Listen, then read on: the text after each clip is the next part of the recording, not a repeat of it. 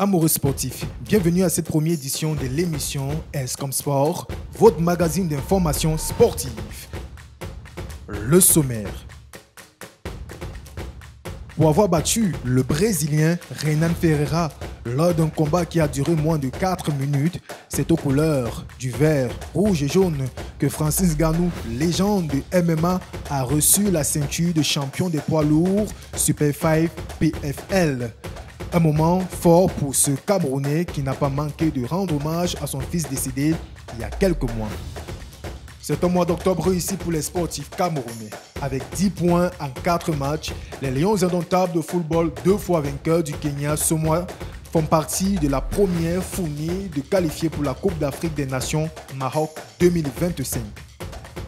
Nous ferons également tour du côté de la Fédération camerounaise du cricket où nous avons rencontré l'entraîneur national Soulefak James qui nous a donné pas mal d'informations sur cette discipline encore peu connue au Cameroun.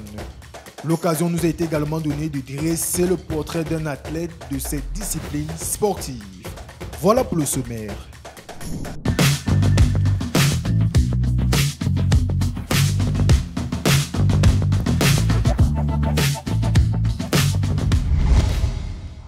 Trois ans après son dernier combat de MMA, la star des poids lourds Francis Ngannou n'a eu besoin que de 3 minutes 32 secondes pour anéantir le Brésilien Renan Ferreira samedi 19 octobre à Riyad où il effectuait son retour dans une cage sous la bannière du PFL. À peine plus d'une minute de combat, Francis Ngannou a réussi à mener son adversaire au sol où, collé à la cage, il a roué de coups plein de rage. L'arbitre n'a eu d'autre choix que de stopper les hostilités sous les acclamations des spectateurs et téléspectateurs. Très ému après ce combat, Francis Ngannou a immédiatement dédié sa victoire à son fils, Kobe, décédé en avril 2024 à l'âge de 15 mois. I can't just think about anything than my son Kobe, you know. I only take this fight because of him. I wanted to fight for him, but that, and I'm done. So I don't know. I hope they can remember his name because without Kobe, we wouldn't be here tonight. I wouldn't have fight. But thank you everyone for coming. C'est sur un score d'un but à 0 que les Lions indomptables du Cameroun se sont séparés des Harambee Stars du Kenya le 14 octobre dernier au stade national Nelson Mandela d'Ouganda.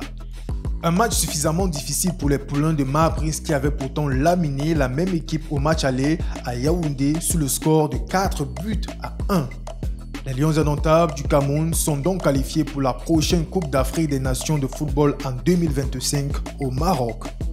Une qualification qui sonne le dégel entre la FECAFOOT et le ministère des Sports et qui ouvre l'appétit des Lions indomptables qui rêvent de croquer une 6e coupe continentale. Les Camerounais contrôlent le groupe J avec un total de 10 points et sont suivis par le Zimbabwe qui en compte 8, le Kenya avec 4 points et de la Namibie qui ferme la marche avec 0 points. À l'issue de la 4e journée des éliminatoires, 8 nations ont déjà validé leur participation à la CAN Total Energy Maroc 2025. Il s'agit du Burkina Faso, l'Algérie, la RDC, le Cameroun, l'Égypte, l'Angola et le Maroc, le pays hôte de la compétition.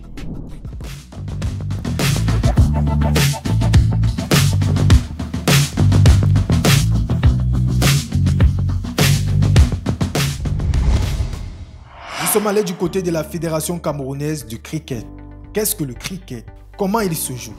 Depuis combien de temps le cricket existe au Cameroun? Et en quelle année la fédération a été créée au Cameroun? Élément de réponse dans cet entretien avec Soulefak Wamba James Callaghan, directeur du développement à la FECA Cricket et entraîneur national. Bien, monsieur, merci beaucoup de venir, n'est-ce pas, dans notre modeste fédération. La Fédération camerounaise de cricket, qui a à sa tête M. Victor Arbonso, président, je vais dire fondateur. Je suis Soulefak James, je suis directeur de développement et en même temps entraîneur national.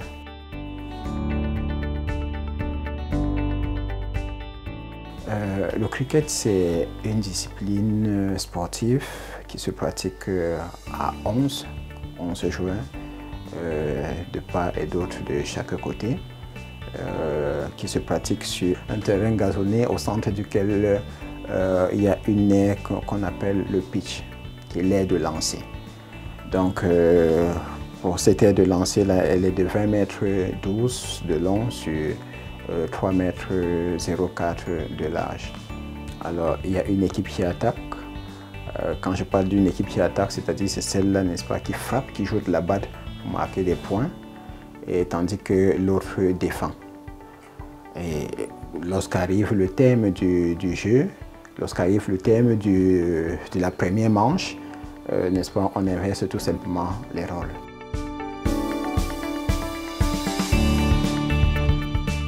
La fédération, elle existe officiellement depuis 2004.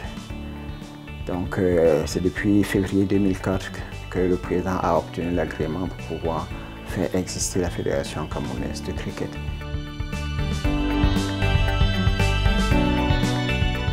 Nous avons participé à pas mal de compétitions et voilà comment est-ce que les compétitions sont organisées. C'est pas comme dans d'autres disciplines où les pays, n'est-ce pas, vont s'affronter. Non. Les pays se regroupent, pour le cadre du cricket, les pays se regroupent dans un pays et participent à une compétition. La plus récente à laquelle nous venons de participer, n'est-ce pas, elle a eu lieu en Tanzanie. C'était du 18 au 27 septembre dernier.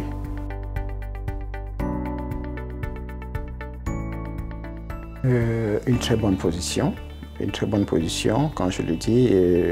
Nous avons, que ce soit dans le cadre du développement, nous avons des dames qui travaillent avec nous pour le développement du cricket.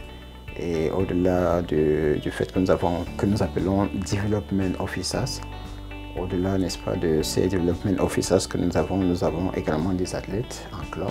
Nous avons des athlètes à l'équipe nationale. Et quand je parle de l'équipe nationale, je vais dire, les dames ont été les premières à nous honorer d'une participation aux demi-finales des éliminatoires d'une Coupe du Monde de cricket.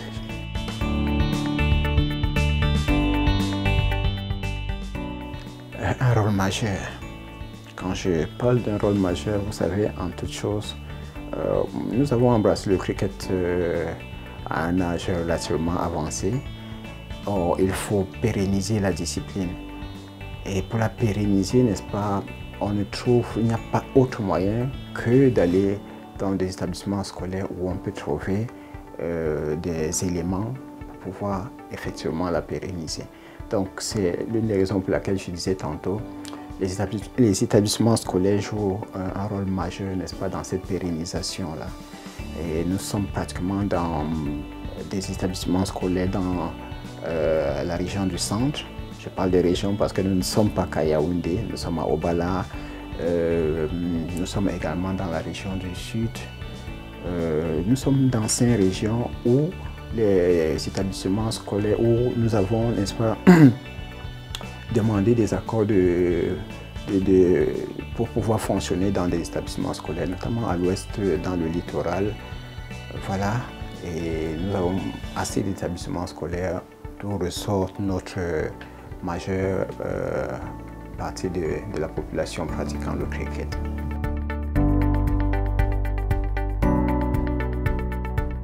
Merci de cette précision, les difficultés d'ordre technique. Alors, je viens de vous dire que nous travaillons beaucoup plus dans les établissements scolaires. Quand je l'ai dit, vous pouvez tout de suite comprendre que notre cible est relativement jeune.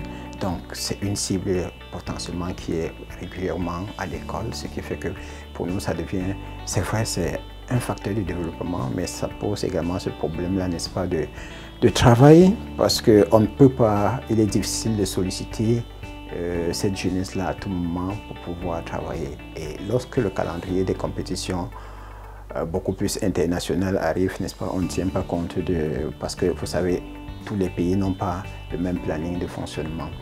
Donc vous voyez, c'est l'une des difficultés que nous avons. Et quand ça arrive,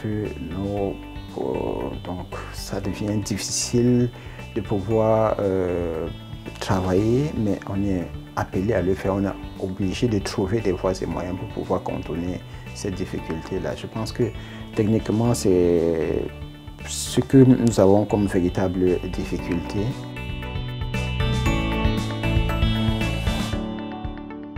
Je dois avouer que le Cameroun est un pays béni de Dieu.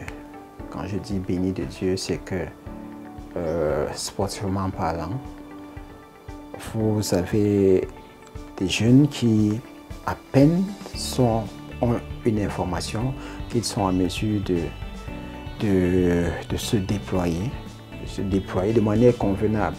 Et c'est l'occasion pour moi également, n'est-ce pas, de louer les performances que nos athlètes parviennent à inscrire à l'extérieur dans des compétitions internationales.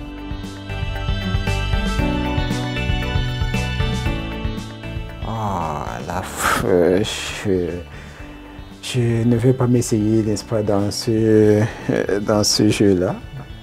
Quand vous parlez de fédération mineure, je peux bien comprendre. C'est une fédération, elle est jeune. Et de par sa jeunesse, n'est-ce pas, on peut la considérer comme étant mineure. J'espère que vous partagez cet avis-là.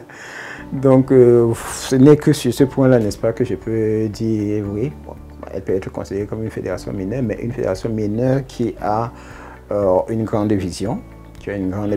Parce que participer à des compétitions organisées par International Cricket Council, ce n'est pas donné. C'est dit que notre mouvement, notre force de travail que nous menons sur le terrain au Cameroun, n'est-ce pas, a permis que nous captions l'attention de cet organe-là afin, n'est-ce pas, qu'elle puisse nous accorder des compétitions comme celle-là. Donc voilà, nous pouvons être relativement jeunes, mais ce sont des jeunes aux dents, ce sont des jeunes lourds en fait.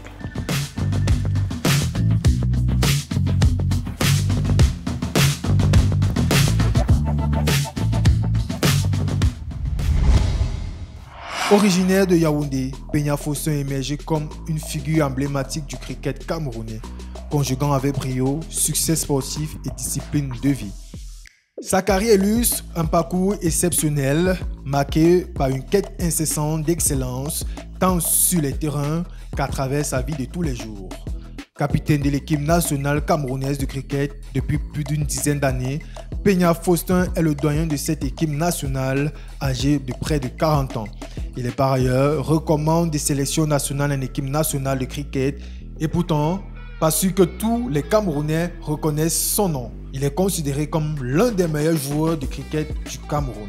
Véritable star et modèle pour la jeune génération de cricketman, il est très humble sur le terrain et en dehors. On le remarque aussi sur des stats avec ses nombreux gestes techniques propres au cricket.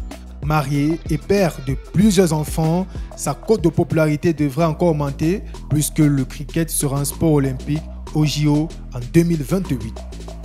Mesdames, Messieurs, c'est ici que prend fin votre magazine d'information. A très bientôt pour une autre sortie de votre émission S comme Sport. D'ici, n'oubliez pas de vous abonner sur nos différentes plateformes digitales.